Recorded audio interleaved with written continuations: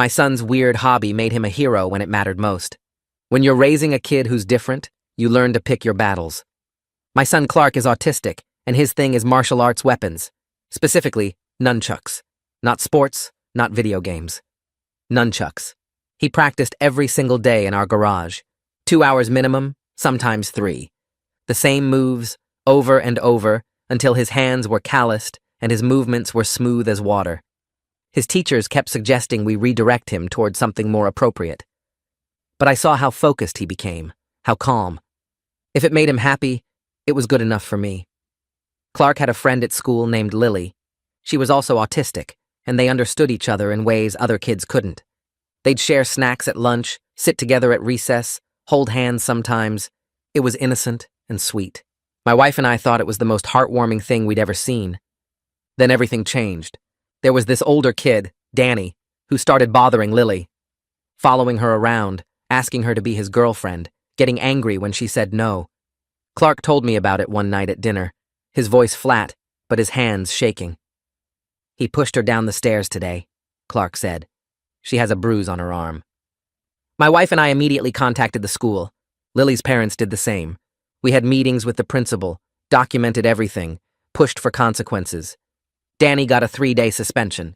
His parents complained it was too harsh. The school backed down to 1 day. When Danny came back, he was worse. He started leaving mean notes in Lily's backpack. He'd whisper threats when teachers weren't looking. Lily became afraid to walk anywhere alone. One afternoon, Clark came home looking serious. "Dad, I need to practice more." "Why?" "Because I promised Lily I'd protect her, and I keep my promises." He started training harder. 3 hours became 4. He watched tutorials online, practiced new techniques, refined old ones. I didn't fully understand what he was preparing for, but I trusted him. The incident happened on a Saturday. Clark and Lily were at our house playing video games while my wife ran to grab groceries. I was in the backyard fixing the fence when I heard glass break. I ran inside and found Danny standing in our living room. He'd thrown a rock through our side window and climbed in. His face was red with anger, and he was holding a baseball bat. "Where is she?" He kept shouting. Clark was standing between Danny and the hallway that led to the bedrooms where Lily had run to hide. My 10-year-old son, small for his age, was facing down a 13-year-old with a weapon. But Clark had his nunchucks. I shouted Danny's name and he spun toward me. That's when Clark moved. One quick strike knocked the bat out of Danny's grip. Before the older boy could react, Clark swept his legs and Danny hit the floor hard. By the time I crossed the room, it was over. Danny was crying on the ground, more shocked than hurt. Clark stood over him, breathing hard, nunchucks still ready. Lily came out of the bedroom. When she saw Clark, she started crying too, but from relief. "You kept your promise," she said. Clark finally lowered his weapon. His hands were shaking now. "I told you I would." The police came. Danny's parents came. There were statements and questions, and a lot of adults talking in serious voices. Danny was charged with breaking and entering and assault with intent. His parents tried to argue that Clark had attacked their son, but our security camera told a different story. Danny ended up in a juvenile program. Lily's family got a restraining order. The school finally took the situation seriously. But what I remember most is the car ride home from the police station. Clark was quiet for a long time, staring out the window. Then he said, "Dad, was it wrong that I hurt him?" I thought carefully before answering. "You protected someone who couldn't protect herself. You used exactly enough force to stop the threat and nothing more. That's not wrong, Clark. That's what heroes do." He nodded slowly. "Okay, good." A few weeks later, the local news did a story about what happened. They called Clark a hero. His teachers stopped suggesting we redirect his interests. Lily's parents sent us flowers. But Clark didn't care about any of that. He just went back to practicing in the garage, same as always. 2 hours a day, same moves, over and over. Some people still think his hobby is weird. Some people think autistic kids should be pushed toward normal activities. But I watched my son stand between danger and someone he loved, calm and ready, because he'd spent years preparing for a moment he didn't even know was coming. There's nothing weird about that. There's nothing weird about him. He's just a boy who found his thing, and when it mattered most, his thing saved someone's life.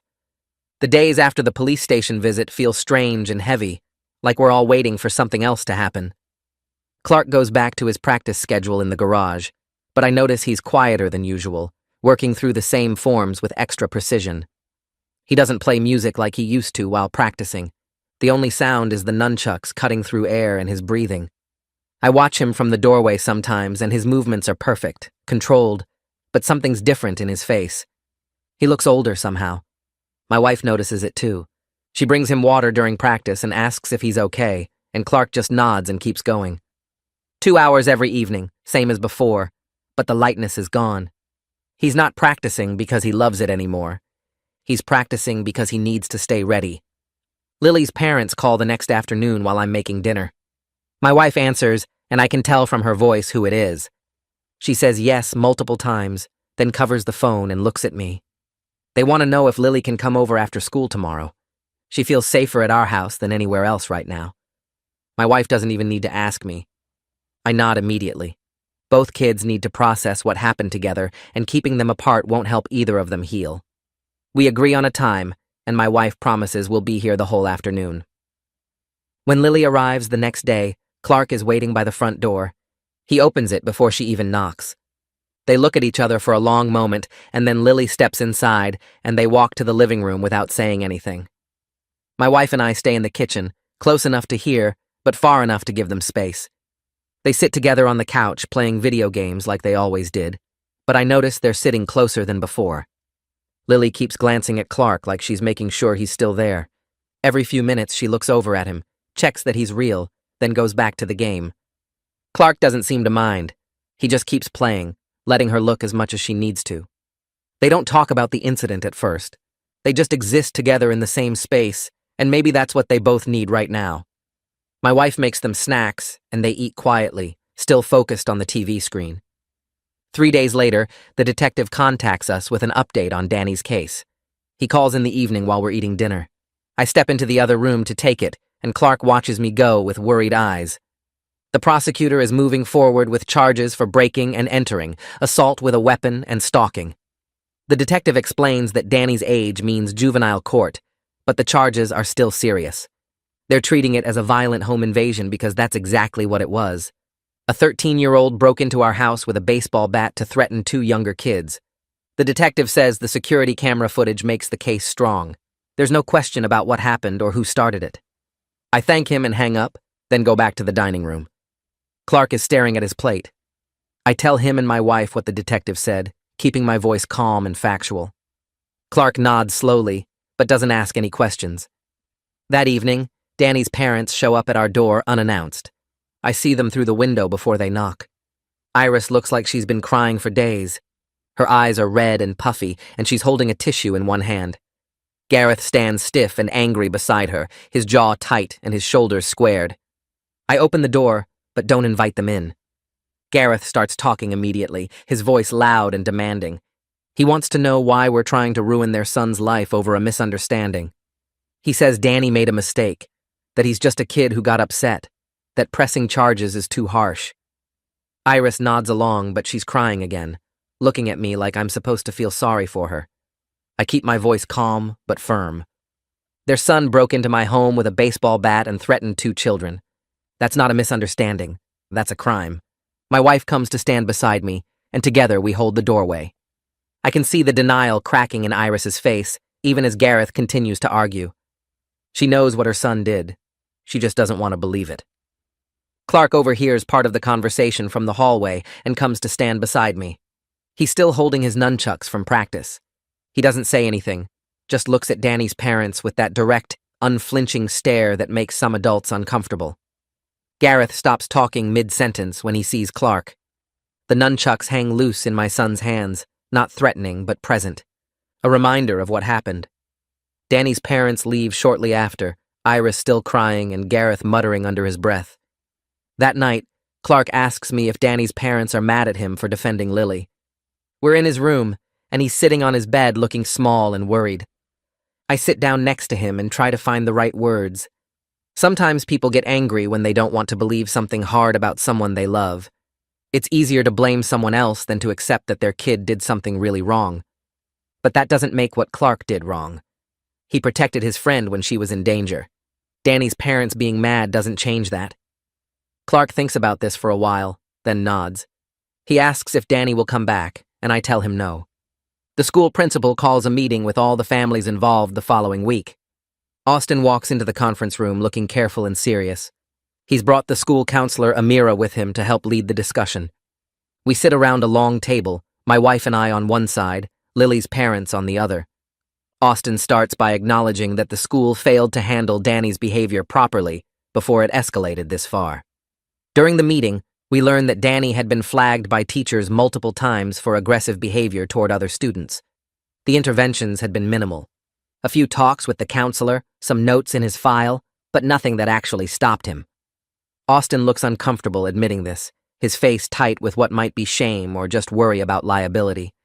He acknowledges the school should have done more, should have taken the complaint seriously, should have protected Lily and the other kids Danny bothered. Lily's mother speaks up then, her voice shaking with controlled anger, and the room goes very quiet as she starts listing every time she reported Danny's harassment. She went through each incident with dates and times. September 12th, when Danny cornered Lily by the water fountain and wouldn't let her leave until a teacher walked by. September 19th, when he grabbed her backpack and wouldn't give it back. September 26th, when he followed her to the bathroom and waited outside. October 3rd, when he pushed her into the lockers hard enough to leave a bruise. October 10th, when he left a note in her desk, saying she'd be sorry if she kept ignoring him. Leilani's voice got stronger as she listed each one, and I watched Austin's face get tighter with every date. Judah spoke up then, his voice quiet but firm. He said they'd talked about pulling Lily out of school completely. They'd looked at other schools, considered homeschooling, anything to keep their daughter safe. But Lily didn't want to leave because of Clark. She told them Clark made her feel brave, and she didn't want to leave him alone. Austin sat forward and folded his hands on the table. He said the school was going to create a new system for handling harassment complaints. There would be clear steps that had to be followed, specific people responsible for each report, and mandatory follow-up checks. Students like Clark and Lily who needed extra support would have designated staff members watching out for them. It all sounded good, but I couldn't help thinking about how many times we'd sat in meetings before where people made promises. My wife reached over and squeezed my hand under the table. Austin kept talking about training teachers to recognize warning signs and creating safe spaces for kids to report problems. It felt like too little too late, but at least someone was finally admitting the system had failed. After the meeting ended, Amira pulled us aside and asked if she could meet with Clark individually. She wanted to assess how he was handling everything and make sure he wasn't holding in feelings that might cause problems later. I felt protective immediately because Clark doesn't always understand when adults are trying to help versus when they're trying to fix him. But my wife nodded and said it was probably a good idea, so I agreed. We scheduled it for the next day after school. Clark and I showed up at Amira's office and she had it set up with comfortable chairs and some fidget toys on a side table. She told me I could wait in the room outside and Clark would be fine. I sat in a hard plastic chair for 40 minutes watching the clock and trying not to imagine what they were talking about. When the door finally opened, Clark came out looking tired but calm. Amira asked if we could talk privately for a minute, and my wife joined us since she'd driven over from work. Amira said Clark was remarkably clear about what happened and why he acted. He understood that Danny was a threat, and he'd used his skills to stop that threat and protect Lily. He wasn't confused or guilty about it in an unhealthy way. But she was worried about delayed trauma responses because sometimes kids process scary events weeks or months after they happen. She gave us a list of warning signs to watch for, like nightmares, changes in eating habits, withdrawal from activities he usually enjoyed, or increased anxiety. She recommended we check in with her every 2 weeks for the next few months, just to make sure Clark stayed okay. 2 weeks after the incident, we got a notice about Danny's preliminary hearing in juvenile court. The courtroom was smaller than I expected, more like a conference room than the big courtrooms you see on TV.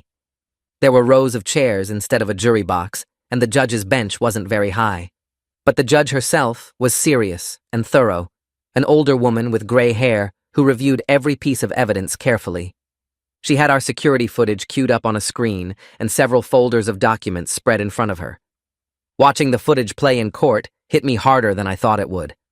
I'd seen it before when the police came, but seeing it again in that quiet courtroom made everything feel fresh and raw. Danny came through our window with the rock in one hand and the bat in the other. Clark stood in the hallway with his nunchucks hanging at his sides. Danny shouted, and Clark moved. The whole thing lasted maybe 15 seconds, but watching it felt like forever. My hands started shaking, and I had to grip the armrests of my chair to keep them steady. That was my son, my small 10-year-old son, facing down a bigger kid with a weapon. The fear I'd felt in that moment came rushing back, and I had to close my eyes for a second to steady myself. Danny sat at a table with his court-appointed lawyer, a young guy in a suit that looked too big for him. Danny looked younger than I remembered from the incident. His face was pale, and he kept his eyes down, glancing up only when the judge spoke directly to him. Behind him, Iris and Gareth. Iris was crying quietly into a tissue, her shoulders shaking. Gareth stared straight ahead, with his jaw clenched so tight I could see the muscles working. The judge started going through Danny's history, and it was worse than I'd known. There were incident reports from the school going back 2 years, fights with other students, threats made to a teacher, property damage in the bathroom. Each incident had been handled separately with detentions or short suspensions, but nobody had looked at the pattern. The judge spoke directly to Danny and asked if he understood how serious it was to break into someone's home. Danny nodded without looking up. She asked if he understood that threatening children with a weapon could have gotten someone killed. The prosecutor stood up and recommended placement in a juvenile intervention program instead of detention. She explained that Danny had underlying issues that needed treatment, not just punishment. The program would address his behavior problems and teach him better ways to handle his feelings. The judge listened and asked several questions about the program's structure and success rate. Then she looked at Danny again and said this was his one chance to change course. If he messed up in the program or got in trouble again, he'd be facing much more serious consequences. Danny said yes, ma'am, in a voice so quiet I barely heard it. After the judge made her ruling, a man approached us in the hallway outside the courtroom. He introduced himself as Lawrence Steele, the coordinator of the intervention program Danny would be entering. He had kind eyes, but a no-nonsense way of talking. He explained that Danny would be in the program for 6 months minimum with the possibility of extension. There would be individual therapy twice a week, group sessions with other kids in the program, and family counseling sessions that Danny's parents had to attend. Danny would also have to do community service and write letters of apology to everyone affected by his actions. Lawrence would be checking in with Danny's school and monitoring his behavior closely. If Danny showed real progress and stayed out of trouble, he might avoid having a permanent record. But if he slipped up even once, the consequences would be severe. I thanked Lawrence for the information, and we left the courthouse. Clark sat in the back seat during the drive home, quiet and looking out the window at the houses passing by. About 10 minutes into the drive, he spoke up without turning his head. He asked if Danny was going to jail. I kept my eyes on the road but took a moment to think about how to explain this in a way he'd understand. I told him no, not jail exactly. I explained that jail is for adults who commit crimes, but Danny is still a kid, so he goes to a different kind of place called a juvenile program. It's more like a school where he'll go to therapy and learn better ways to handle his feelings and treat other people. The goal isn't just to punish him, but to help him change so he doesn't hurt anyone else. Clark nodded slowly, processing this information the way he always did, taking time to think through each piece before responding.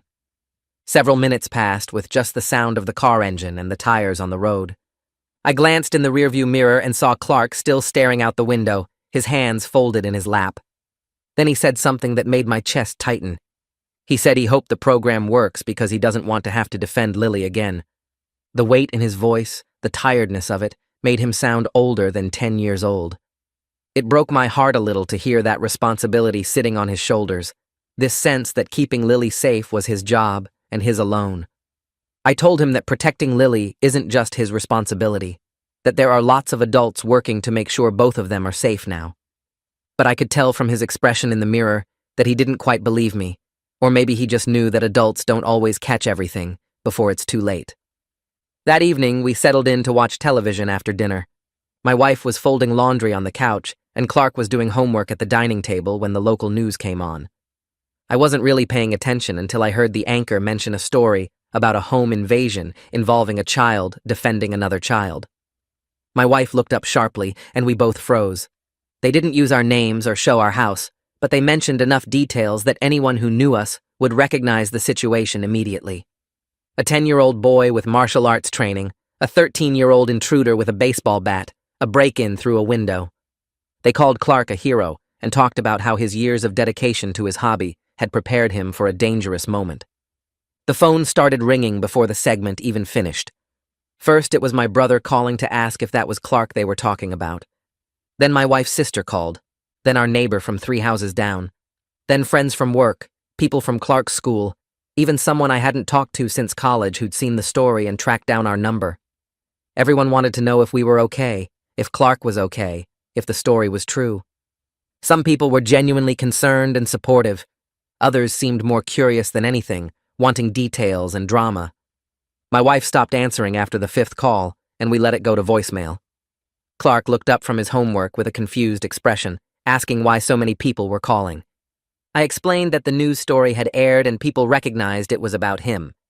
He thought about this for a moment, then went back to his math problems, like it didn't matter much to him one way or the other. My wife and I talked after Clark went to bed that night. We both agreed that sending him back to the school right away might not be the best idea. Not because he was in any danger, Danny was in the program and wouldn't be returning to their school, but because the attention would be overwhelming. Kids would ask questions, teachers would treat him differently, everyone would be staring and whispering. Clark already struggled with too much social stimulation on regular days. This would be worse. We decided to keep him home for the rest of the week. It was only Wednesday, so just 3 more days. We'd tell the school he needed time to process everything that happened, which was true, even if it wasn't the whole reason. When I told Clark the next morning that he'd be staying home from the school for a few days, I expected him to be upset. His routine was important to him, and changes usually made him anxious. But instead, he just nodded and asked if he could practice in the garage during the time he'd normally be at the school. The break from routine didn't seem to bother him as much as I'd expected. Maybe after everything that had happened, a few quiet days at home felt safer than facing a building full of curious classmates. On Thursday afternoon, Lily's parents called to ask if the kids could have a play date at our house. Leilani explained that Lily had been asking about Clark constantly, wanting to make sure he was okay and wanting to see him. We arranged for them to bring her over on Friday morning. When Lily arrived, she was carrying a piece of paper rolled up in her hand. She walked straight to Clark, who was sitting on the living room floor with a puzzle, and handed it to him without saying anything. Clark carefully unrolled the paper and studied it for a long moment. It was a drawing she'd made with markers and crayons. The picture showed Clark as a superhero, standing in a strong pose with his nunchucks in both hands. She'd drawn a cape on him and given him a mask and written "Clark the Protector" across the top in careful letters. Clark looked at the drawing with his usual serious expression, not smiling but clearly pleased. He stood up and walked to his bedroom with Lily following behind him. I heard him moving things around, then the sound of tape being pulled from a dispenser. When I passed by his room a few minutes later, I saw the drawing taped to his wall right next to his bed, where he'd see it every morning when he woke up. The 2 kids spent the rest of the morning playing video games and building with blocks, comfortable in each other's company in that quiet way they'd always had together. I was in the kitchen making lunch when I overheard them talking in the living room. Lily's voice was soft, but clear, as she told Clark that she was really scared during the incident. She said when Danny came through the window with the bat, she thought something terrible was going to happen. But then she remembered that Clark had promised to protect her, and she knew she'd be okay, because Clark always keeps his promises. There was a pause, and then Clark responded in his flat, matter-of-fact tone. He said he was scared too. He said his hands were shaking and his heart was beating really fast. But promises are important, he told her, so he had to keep it, even though he was scared. I stood very still by the counter, not wanting to interrupt or let them know I was listening. There was something powerful about hearing Clark admit his fear to Lily, about him understanding that being brave didn't mean not being scared. It meant doing the right thing even when you were terrified. I heard them go back to their game after that, the conversation apparently complete in their minds, but those words stayed with me for the rest of the day. On Saturday morning, there was a knock at our front door. I opened it to find a woman in a professional blazer holding a microphone, with a man behind her carrying a camera. She introduced herself as a reporter from the local news station and said she'd love to do an interview with Clark about his heroic actions. She smiled in that practiced way reporters have, friendly but persistent. I felt my jaw tighten. I told her politely but firmly that we weren't interested. She started to explain how it would be a positive story, how Clark could inspire other kids, how it would only take a few minutes. I cut her off. I said my son isn't a media story. He's a child who did what he needed to do to protect his friend, and we're not turning that into entertainment. She tried one more time, mentioning that the community was really interested in hearing from Clark directly. I said the community could stay interested. We were done talking about it. Then I closed the door and locked it. Through the window, I watched them walk back to their van, the reporter talking to the cameraman with frustrated gestures. My wife came up beside me and squeezed my shoulder. She said I did the right thing. Clark didn't need to be paraded around and interviewed like some kind of celebrity. He just needed to be a kid again. That night, around 2 a.m, I woke up to Clark calling out. His voice was loud and panicked, not his usual flat tone. I was out of bed and down the hall before I was fully awake. My wife was right behind me. We found Clark sitting up in bed, his eyes open but unfocused, his whole body shaking. He kept saying Lily's name over and over, asking where she was, saying he had to find her. I sat on the edge of his bed and put my hand on his shoulder, speaking his name calmly and clearly. It took a moment for him to focus on me, to realize where he was. When he did, his face crumpled and he started crying, which Clark almost never did. My wife sat on his other side and wrapped her arms around him while I rubbed his back. He was disoriented and couldn't quite explain what he'd been dreaming about, just kept saying that Danny was there and Lily was scared and he couldn't move fast enough. I told my wife I'd make some tea. I went to the kitchen and put the kettle on, giving Clark a few minutes alone with his mom. When I came back with warm chamomile tea, Clark was calmer, but still shaky. We sat with him for over an hour, talking quietly about safe things, reminding him that Lily was okay at her house, that Danny was in the program and couldn't hurt anyone, that he was safe in his own bed. Eventually, his breathing slowed and his eyes started to droop. We stayed until he fell back asleep, then crept out of his room and left the door cracked open so we'd hear if he woke again. The next morning, Clark came downstairs for breakfast, looking tired but composed. He ate his cereal in silence while my wife and I exchanged worried glances over our coffee. After he finished eating, he pushed his bowl away and looked at me directly. He asked if he could stop practicing nunchucks. The question caught me completely off guard. Clark had practiced every single day for 3 years without missing once. It was his thing, his passion, the activity that made him feel calm and focused. I asked him why he wanted to stop. He explained that now when he picks them up, he doesn't think about the movements anymore or about getting better at the techniques. Instead, he thinks about hitting Danny, about the sound the bat made when it hit the floor, about how scared he felt in that moment. He said practicing doesn't feel good anymore. It just reminds him of hurting someone. I felt my chest get tight listening to him explain this. It was exactly the kind of trauma response that Amira had warned us about, how the incident might change the way Clark experienced things he used to love. I told him I understood and that we could talk about it more. That afternoon, I asked Clark to come out to the garage with me. He followed reluctantly, clearly not wanting to be around his practice equipment. I sat down on the floor and patted the space next to me. He sat down too, keeping his eyes away from the nunchucks hanging on their hooks along the wall. I started talking about the difference between practicing a skill and using it to hurt someone.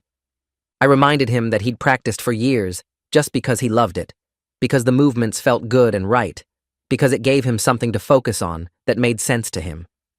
I said that one necessary use, one moment where he had to protect someone he cared about, didn't have to change what nunchucks meant to him.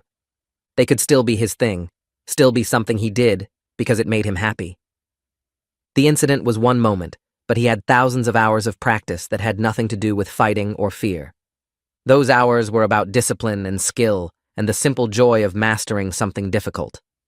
I asked him to think about all the days he'd spent out here, practicing the same moves over and over, feeling that satisfaction when he finally got a technique exactly right. Those memories were real too, and they didn't have to be erased by one bad moment. Clark listened quietly, picking at a loose thread on his jeans. He didn't respond right away, and I didn't push him. We just sat there together in the garage, surrounded by his equipment, letting the silence settle around us. I told Clark we could take a break from practice for a few days if he needed it. He looked at me with those serious eyes of his, and asked what would happen to his skills if he stopped.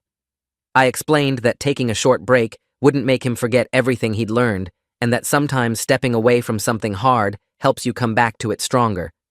But I also said that giving up nunchucks completely would let the incident take even more from him than it already had. Danny had already taken away his sense of safety and forced him into a scary situation. If Clark let that moment ruin something he loved, then Danny would have stolen that too. Clark picked at the garage floor with his finger, thinking this over in his characteristic careful way. Finally, he said he would think about it, which was better than a flat refusal to ever practice again. 3 days passed with no sound of nunchucks coming from the garage. Clark went to the school, did his homework, played video games with Lily when she came over, but he didn't go near his practice equipment. My wife and I exchanged worried looks, but didn't push him.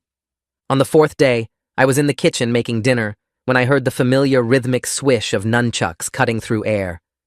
I walked quietly to the garage door and looked through the window. Clark was there, moving through his most basic forms with slow, careful precision. Each movement was deliberate, like he was relearning the feel of the weapons in his hands. I opened the door and asked if he was okay. He paused mid-form and looked at me. He said he'd decided that Danny shouldn't get to ruin nunchucks for him because they were his thing first, and he'd been practicing long before Danny ever showed up. The logic was pure Clark, straightforward and clear. I told him I was proud of him and left him to practice in peace.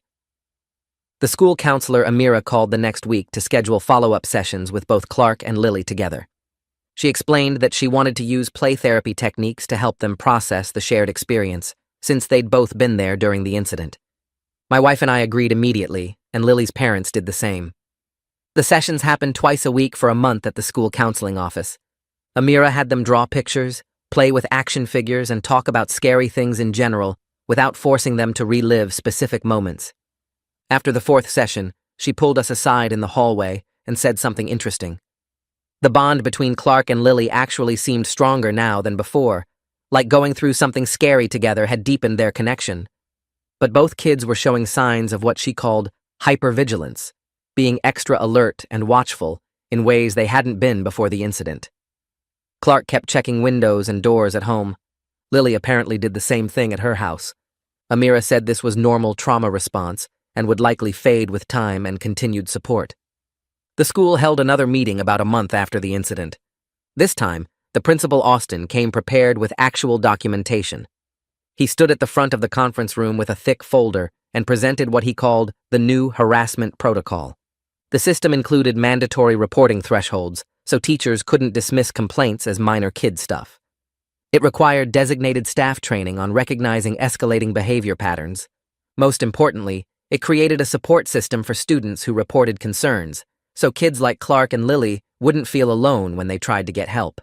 Austin walked through each component methodically, showing us the specific forms teachers would fill out and the timeline for administrative response. Lily's mother, Leilani, sat with her arms crossed, listening with a skeptical expression. Her husband, Judah, kept his face neutral, but asked several pointed questions about accountability. By the end of the presentation, both of them looked willing to give the new system a chance, though neither seemed entirely convinced it would work better than the old one had. After the meeting ended, people started gathering their things and heading for the door. A woman I didn't recognize approached us in the hallway outside the conference room. She looked nervous, glancing around like she wasn't sure she should be talking to us. She introduced herself as another parent from the school and said her daughter was in the grade below Clark. Then she told us something that made my stomach tighten. Her daughter had also been bothered by Danny earlier in the year. Nothing as serious as what happened to Lily, but uncomfortable enough that her daughter had mentioned it multiple times at home. The woman had thought about reporting it formally, but worried she was overreacting, that maybe her daughter was being too sensitive, that she didn't want to cause trouble over what might be normal kid behavior. She thanked us for taking action and said she wished she'd been braver earlier. Maybe if she had reported it, the school would have noticed the pattern sooner. Maybe Danny would have gotten help before things escalated. Maybe Lily wouldn't have been pushed down the stairs. She apologized for not speaking up, her voice shaking, and walked away before we could respond. That conversation stayed with me for days. I kept thinking about how Danny's behavior was probably more widespread than anyone had acknowledged.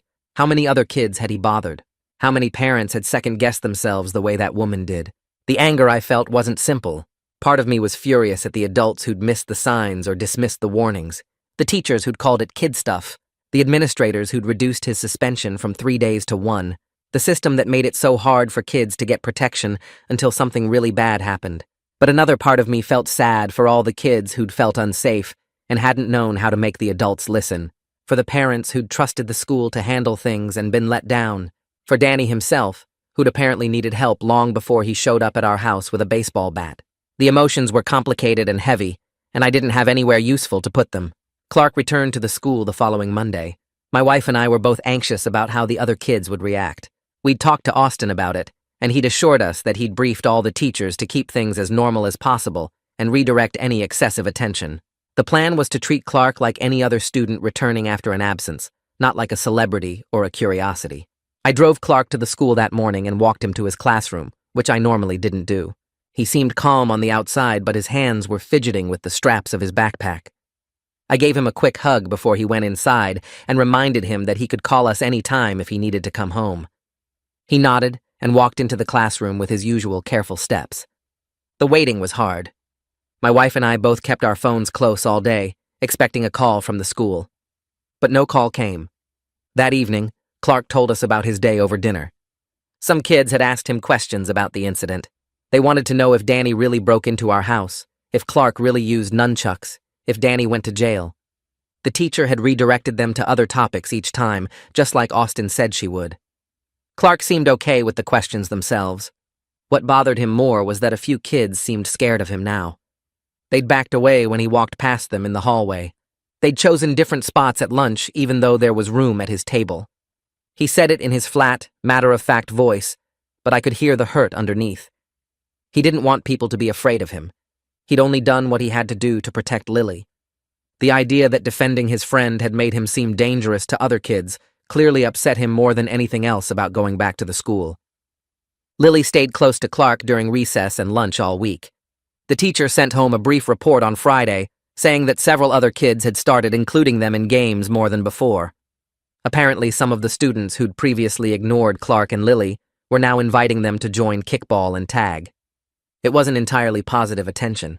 Some kids clearly thought Clark was cool now because he'd been in a fight.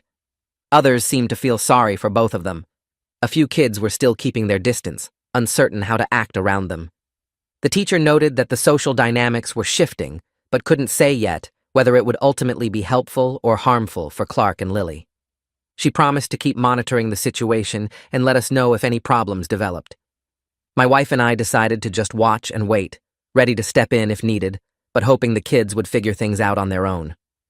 2 months after the incident, we received a letter from Lawrence Steele, the coordinator of the juvenile program where Danny had been placed. The letter was professional and carefully worded, giving us an update on Danny's progress without sharing details that would violate his privacy. Danny had been attending all his required sessions without missing any. He was participating in therapy and engaging with the program activities. His family was involved in the counseling process, which Lawrence described as essential but challenging work. The letter didn't say what specifically made it challenging, but I could imagine. Parents don't want to believe their kid is capable of the things Danny had done. Accepting that reality and working to address it probably required them to look at some hard truths about their family and their parenting. The letter ended with a note that Danny was making progress, but still had significant work ahead of him. It was the kind of update that told us enough to know the system was functioning, but not enough to feel any particular way about Danny's future. I filed the letter away in the folder we'd started keeping with all the documentation from the incident, hoping we wouldn't need it again, but knowing we should keep everything just in case. About a week later, another envelope arrived from Lawrence. This one had more details than the first update. The letter explained that Danny had been diagnosed with conduct disorder and anxiety during his time in the program. His behavior toward Lily wasn't just him being mean for no reason. The doctors said he had trouble handling rejection and couldn't control his impulses when he got upset. Reading that made me feel weird inside. It didn't make what Danny did okay, but it made him seem less like some evil kid and more like someone who was struggling with stuff he didn't understand. My wife read it twice before setting it down on the kitchen table. Clark noticed the letter sitting there when he came in from the garage after practice. He asked what it was about, and I told him it was another update on Danny's program. He stood there for a moment, sweaty from his workout, then asked if he could read it himself. I hesitated because I wasn't sure if he should see all those details about Danny's mental health problems. But Clark had been part of this whole situation from the beginning, and hiding information from him seemed wrong. I handed him the letter and watched him read it carefully, his lips moving slightly as he worked through the bigger words. When he finished, Clark set the letter down and stared at it for a long time without saying anything. My wife and I waited, not wanting to rush him. Finally, he looked up at me with that serious expression he gets when he's working through something complicated in his head. He said maybe Danny was scared too, just in a different way than Lily was scared. Maybe that's why Danny acted so mean, because he didn't know how to handle feeling scared and were rejected. I felt something catch in my throat. After everything Danny had put him and Lily through, after that terrifying day when Danny broke into our house with a bat, Clark was trying to understand why Danny did it. My son's capacity for empathy toward someone who had hurt his best friend amazed me more than his skill with nunchucks ever could. 3 days after that, we got another letter. This one wasn't from Lawrence or any official program coordinator. The return address showed it came directly from Danny's parents. I opened it carefully while my wife looked over my shoulder. The handwriting was neat but shaky in places, like whoever wrote it had been emotional. It was from Iris. She didn't have a lawyer write it or make it sound formal and legal. She just wrote to us as one parent to another. The letter started with an apology for how she and her husband had reacted right after the incident. She said they'd been defensive and angry because they didn't want to believe their son could do something so dangerous. But over the past few months, working with Danny's therapists and counselors, they'd learned about his mental health issues. They'd missed warning signs for years, dismissing behavior they should have taken seriously. Iris wrote that she understood if we never wanted to speak to them again, but she wanted us to know they were truly sorry. She asked if there was any way to make amends, though she said she'd understand completely if we wanted no contact between the families. My wife and I sat at the kitchen table that evening after Clark went to bed, reading the letter multiple times. It would have been easy to ignore it or send back something cold and formal, but Iris's words felt genuine, and I could hear the pain of a mother realizing she'd failed to protect other people's children from her own son. We talked about it for over an hour, weighing compassion against the need to protect our family. Eventually, we decided to write a brief response. We acknowledged her apology and said we appreciated her honesty about what they'd learned. We wished Danny success in his treatment and hoped he'd find better ways to handle his feelings. But we made it clear we weren't ready for any direct contact between our families.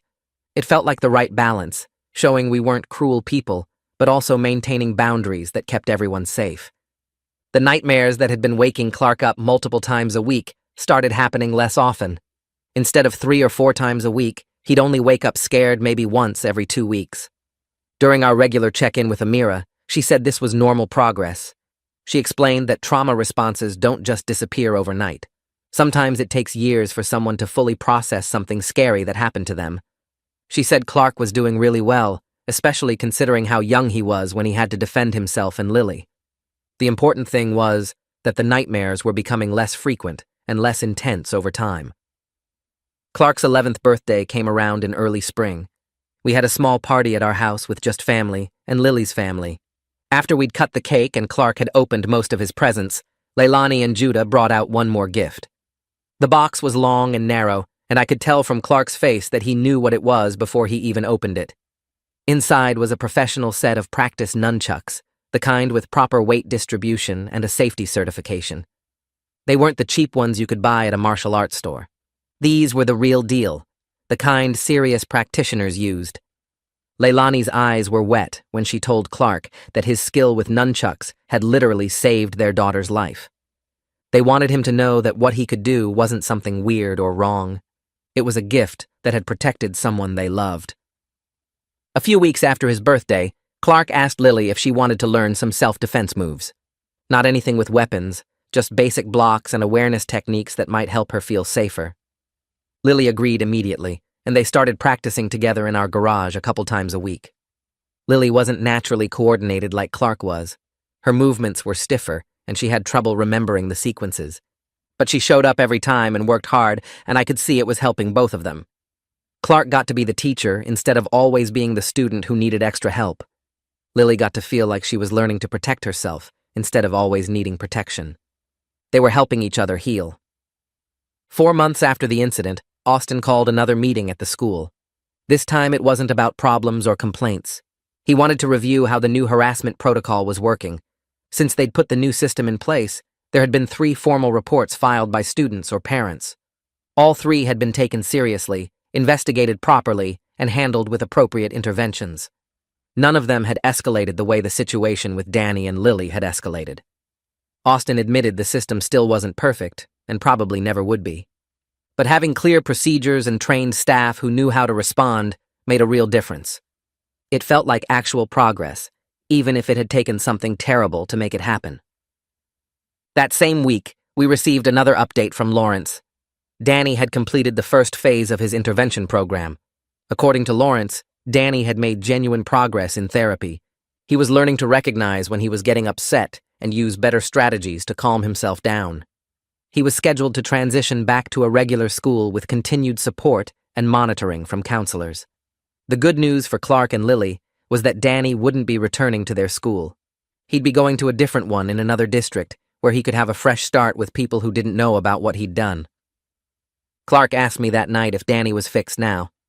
I sat down with him and tried to explain that people aren't like broken toys that you can fix and make perfect again. Danny was learning better ways to handle his feelings and treat other people, but that was an ongoing process that would probably take years. He'd have to keep working at it and choosing to use what he learned in therapy. Clark nodded slowly, processing this information in his literal, straightforward way. He said, okay, he understood that Danny was learning, but wasn't finished learning yet. That seemed to satisfy him, and he went back to his homework without asking anything else about it. The school year ended quietly. Clark's teacher wrote in his final report that he'd shown remarkable strength and continued growth in social interactions. She noted that his friendship with Lily remained strong and that he'd become more confident in group settings. When we picked up his report card, she pulled us aside and told us she'd been teaching for 20 years and rarely saw a child handle difficult situations with such maturity. Over the summer, Clark returned fully to his practice routine, 3 hours a day again, by his own choice. I'd watch him through the garage door window, moving through his forms with the same focus he'd always had. The movements seemed to bring him peace. I no longer saw hesitation or fear when he picked up his nunchucks, just the calm, steady rhythm of a kid doing something he loved.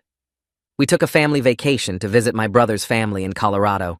Clark brought his nunchucks to practice in their backyard.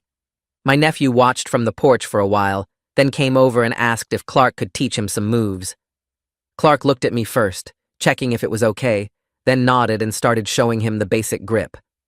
I watched Clark patiently correct my nephew's hand position, demonstrate the proper stance, explain why the weight distribution mattered. He was teaching the same way he practiced, with careful attention to every detail. My nephew kept messing up the same move, getting frustrated, but Clark just showed him again, without any impatience. I saw how much my son had matured through everything he'd experienced. Lily's family invited us to a barbecue in late July. The kids played together in the backyard with an ease that felt almost normal. They climbed the tree fort, ran through the sprinkler, ate watermelon until their faces were sticky. Leilani pulled my wife aside while they were setting out the food. I was close enough to hear her tell my wife that Lily still had anxiety about school starting again, but that knowing Clark would be there helped her feel braver. She said Lily had been having nightmares about Danny coming back, even though she knew he was at a different school now. But whenever Lily got scared, she'd talk about how Clark had protected her, and that would help her calm down. In August, we attended a back-to-school meeting at the elementary school. Austin stood at the front of the cafeteria with a stack of papers and a tired smile. He announced that the district was implementing the harassment protocol across all elementary schools based on the success at Clark's school. There would be mandatory staff training, clear reporting procedures, and designated counselors at each building. He credited the families who pushed for change, looking directly at us and Lily's parents when he said it. A few other parents clapped. Gareth and Iris weren't there. I wondered if they'd moved away or just couldn't face coming back to this school. The new school year started with Clark placed in the same class as Lily again. Both families had requested it, and the school agreed without argument. Their new teacher met with us before the first day. She was younger than Clark's previous teacher, with bright eyes and a folder full of notes about both kids. She told us she'd read their files carefully and was committed to creating a safe, inclusive environment for all students. She'd worked with autistic kids before and understood how important routine and clear expectations were. Clark seemed okay with her. 3 weeks into the school year, Clark came home excited. He dropped his backpack by the door and found me in the kitchen. He told me he'd joined the school's martial arts demonstration club. The club performed at assemblies to show different martial arts styles, and Clark would be demonstrating nunchucks technique. I asked if he was nervous about performing in front of everyone. He shook his head and said he'd been practicing his whole life, so he was ready. At the first demonstration assembly, I sat in the back row of the gymnasium with my wife and watched Clark walk out onto the floor with 5 other kids. Each one demonstrated a different style. A girl showed taekwondo forms, a boy demonstrated karate blocks. Then Clark stepped forward with his nunchucks. The gym went quiet.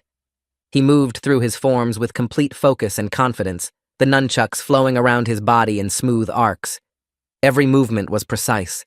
Every strike hit the air with a sharp crack that echoed off the walls. When he finished, the other kids cheered loud enough that I felt it in my chest. I saw several parents recording on their phones with proud smiles. Clark bowed the way he'd learned from his online tutorials, then walked back to his spot in line. His face was calm, but I could see the small smile he was trying to hide. This was who my son was meant to be. 6 months after the incident, we received a final letter from Lawrence. Danny had successfully completed his program and was doing well in his new school with no behavioral incidents. The case was officially closed. Lawrence thanked us for our cooperation throughout the process and said that while Danny still had work to do, the intervention had given him tools to manage his behavior better. I read the letter twice, then filed it away in the folder with all the other paperwork from that day. I was glad Danny was on a better path, but I was more grateful that my son and Lily were thriving. Clark continued his daily practice in our garage. The rhythmic sound of nunchucks cutting through air became the soundtrack of our evenings again. Sometimes Lily would come over and practice her self-defense moves while Clark worked on his forms. Sometimes my nephew would video call and Clark would show him new techniques. Sometimes Clark just practiced alone, moving through the same sequences he'd done thousands of times before. People still asked me about raising an autistic child with unusual interests. Teachers, other parents, relatives who meant well but didn't quite understand. I told them the truth every time. Let your kids be who they are. Support what makes them happy. Trust that their unique strengths will serve them when it matters most. Clark proved that 100 times over. I'd never been prouder to be his father.